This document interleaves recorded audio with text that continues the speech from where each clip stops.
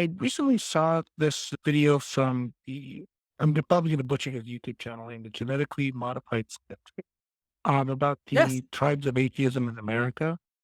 And he did a very wonderful section of that video about Muslims. And he does bring up an issue when it comes to criticizing Islam in that it often leads to just feeling xenophobia, which from experience I can definitely relate to as an ex-Muslim myself. And often when you see people formally criticize Islam, it's always in like right-wing spaces. So it's not often in good faith when criticizing religion, because when the left criticizes Christianity, it's always in good faith and it's very universal, but it doesn't get the same amount of attention does not come to Islam, for example. So what I'd like to discuss and ask both of you, if, especially I'm going to assume that neither of you guys are ex-Muslim. Is there a way No. to discuss or rather criticize Islam without feeding into the phobia?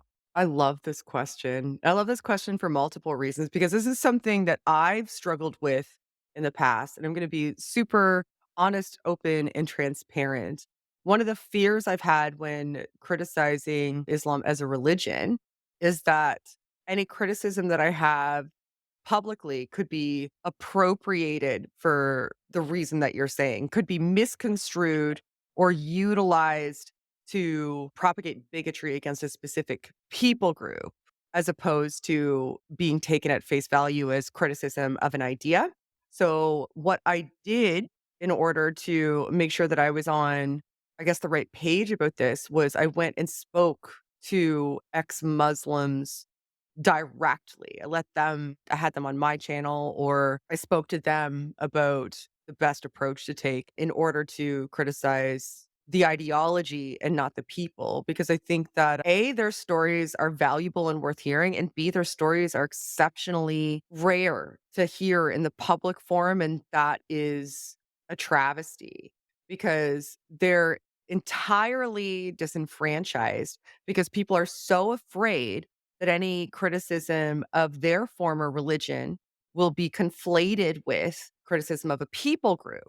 And people on the left really don't, and like justifiably so, don't want to contribute to any form of bigotry. They don't want to add to what could be used or misconstrued as bigotry. So they're a bit more hesitant because they're not sure how to traverse it. I think the best thing that you can do is reach out to ex-Muslims directly and let them tell their stories, provide them platforms to tell their stories. That's what I did. I spoke to them directly because I was also afraid that, I don't have any experience with this religion. I never really researched this religion.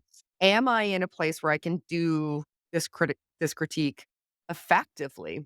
And so many ex-Muslims that I spoke to had the same thing to say to me, and it's super valid. And the thing that they had to say to me was, nobody's listening to us. Like, it's very easy for people to listen to you as an ex-Christian. Like, that's something that's a socially acceptable and culturally acceptable form of criticizing and explaining a deconversion and criticizing a religion. But because being an ex-Muslim is wrapped up in all of these socio-political issues, our stories get lost in the fray as a result.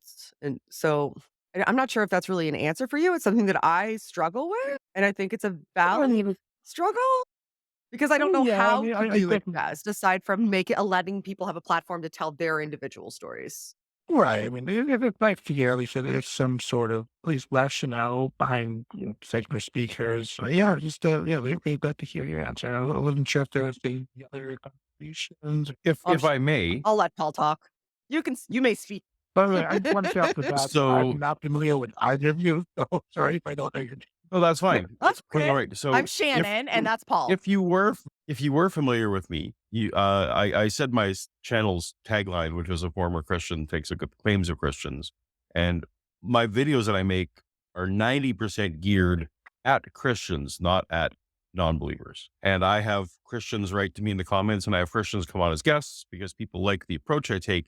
And I think if I had been if I'd been a Muslim instead of a Christian, this might be a tack I would take again, which is purely to do counter apologetics of incredibly specific claims, and even like Mm. to So to go again, like to talk about not Islam or laws or anything social at all, but just entirely looking at, okay, let's think of this, look at this verse of the Quran, how people are interpreting it, and is that interpretation valid? And basically, if you can I feel like, and I may be naive, but I feel like that is a corner of talking about Islam that could happen and not be seen as cultural, because it is entirely about, did this happen historically and could it happen scientifically, and just in good faith as best one can looking at it.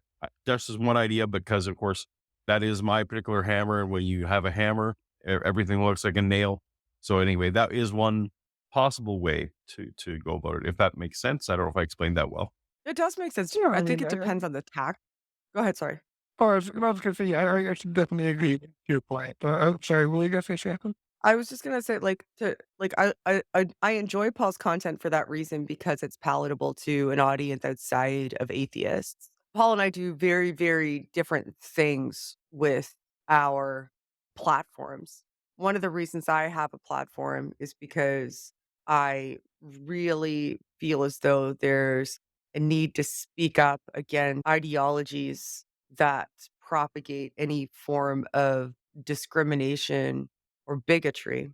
So if I were to approach Islam, and I have in the past, for the record, I have. I've said, I've had ex-Muslims on my channel, and I've also been on many, many, many, like more than I can count, call-in shows and off more.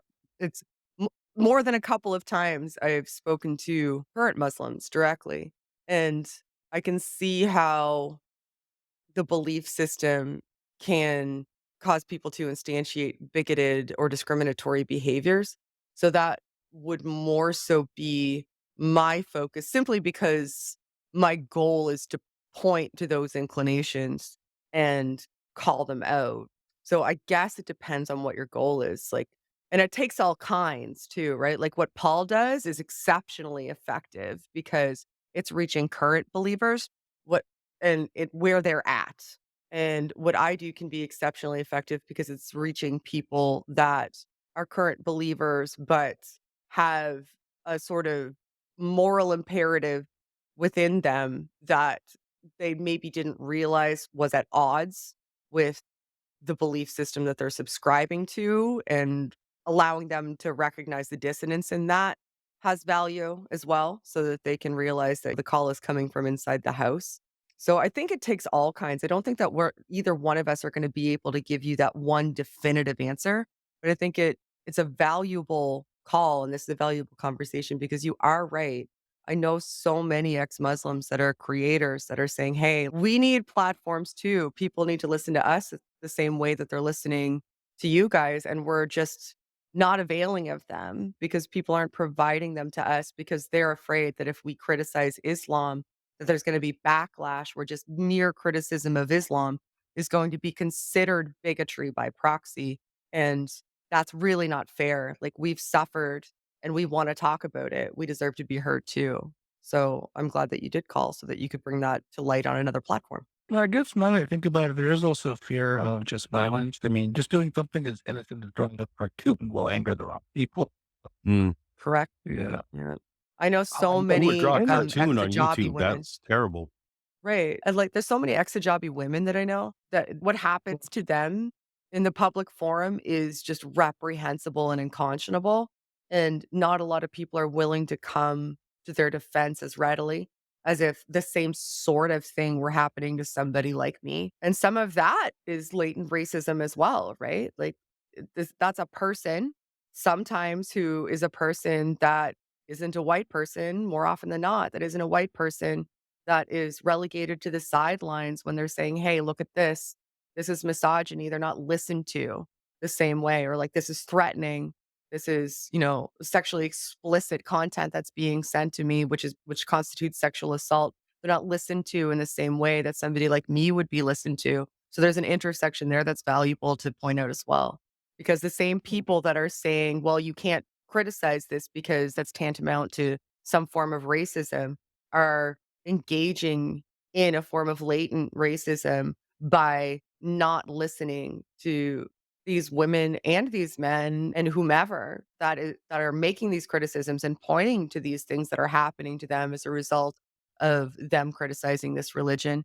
And sometimes and more often than not, they're people of color who aren't being listened to. And people need to reconcile themselves with that because they're using the rhetoric of saying that the reason that I'm doing this is because I don't want to be racist, air quotes racist, but then they're engaging in this sort of like latent racist behavior by not taking the claims of people who aren't white as seriously as they take the claims of people who are, but happen to subscribe to a different religion and have different or happen to have subscribed to a different religion. Right, I don't know if that right. makes sense. Oh, no. So people need to reconcile themselves with that. Yeah. So I don't know if that was beneficial or helped. I know it's a difficult topic to traverse. There's nuance there, but I am Oh, glad you yeah, I called definitely because appreciate the insight. Yeah. 'Cause I just want to hear it more and from someone who's has no experience whatsoever. So I was really happy to get that. I also make an effort to check out your content individually now that I know your name. well, thank you. Okay. I'm Shannon Q, and he is Paulogia. So it was very nice to talk to you, Mustafa. Thank you for giving us a call.